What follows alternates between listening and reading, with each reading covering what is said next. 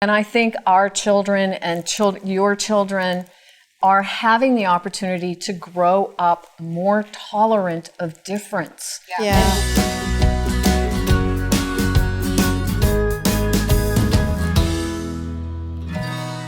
So many gay and lesbian couples are having the conversation around having their own children or adopting kids. And it brings up the conversation around what these children are learning and what they have to teach us growing up in these households about life and about love.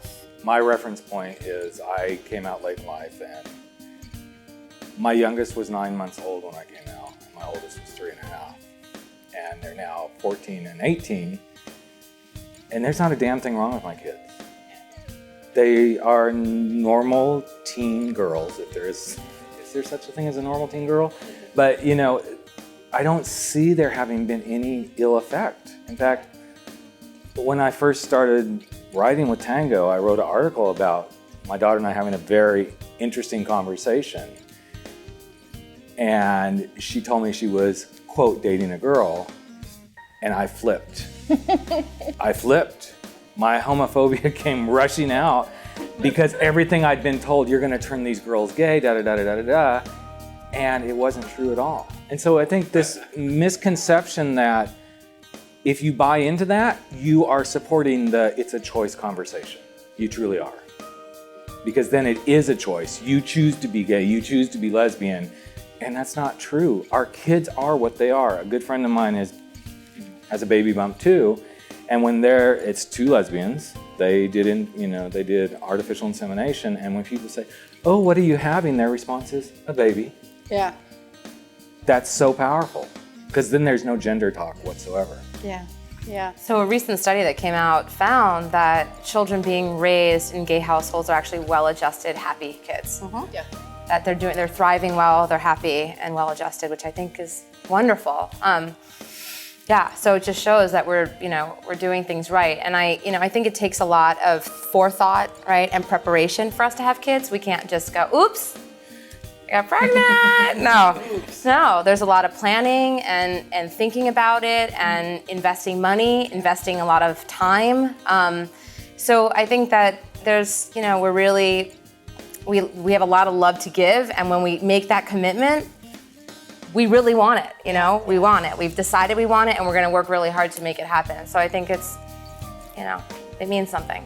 Now, on Mary's side of the fence, though, your kids were much older, right? My kids were, my son's much older, because my son's 11 years older than my daughter. So my son grew up in a Christian, born-again, holy roller family. Yeah. Then mommy raised her hand and went, whoops, I can't do this anymore. I cannot do this anymore. And which is, I think, how many people end up coming to their truth. Is I walked into a meeting one day, and there was a woman at the other end of the table, and I went, oh my God, I want to crawl across the table and jump on her. Shit, I gotta get out of this meeting, oh my God. And walked out of the room and just sort of, heard myself say to myself, I need to make a decision. I can't do this anymore. Yeah. My son was pissed. He was so angry at me, and the only thing he said to me in 2 years was, don't fuck up my senior year. He was a senior in high school. My daughter was like, this is cool. Well, if you like girls and daddy's a boy, can't you have a girlfriend and still keep daddy? I mean, we had those kinds of just innocent, simple conversations. But as I went through dating, my daughter at one point sat me down and said, Mom, every time you start dating someone and you have a relationship with them, you fall in love with them, I fall in love with them too. And then you break up with them, and then I have to break up with them, and I don't want to break up with any more of your girlfriends, so don't date at home anymore. Just go out, don't bring them home unless you're going to marry them. What a mature thing to say. Very mature, but this is an interesting bridge back to who we are as human beings. This is no different than the conversations a kid has who is with parents who are straight and going through a divorce. They say, don't keep dating people and bringing them into my goddamn life and then taking them away from me. Yeah. I'm human too, and I'm a kid, and this is important to me. Yeah. Right. Yeah. So it's the same conversation. It is. It's the same thing, and I think our children and your children are having the opportunity to grow up more tolerant of difference and less afraid of somebody who isn't just like them. If mommy's a lesbian and I'm straight, it's all cool. We can get along just as well as anybody else. This conversation tends to come up, again, during the dating process. When's the right time to introduce the kids into the situation? And what I find is it really just depends upon the kid and how open and honest you've been with them up front.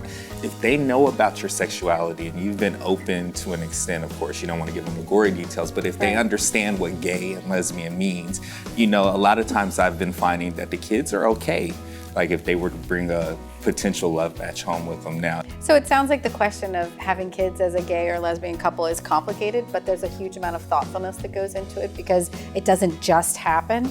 And it also sounds like from the panel, there's a ton of lessons as adults we all have to learn from our kids, and that's the wisdom to take away from today's chat.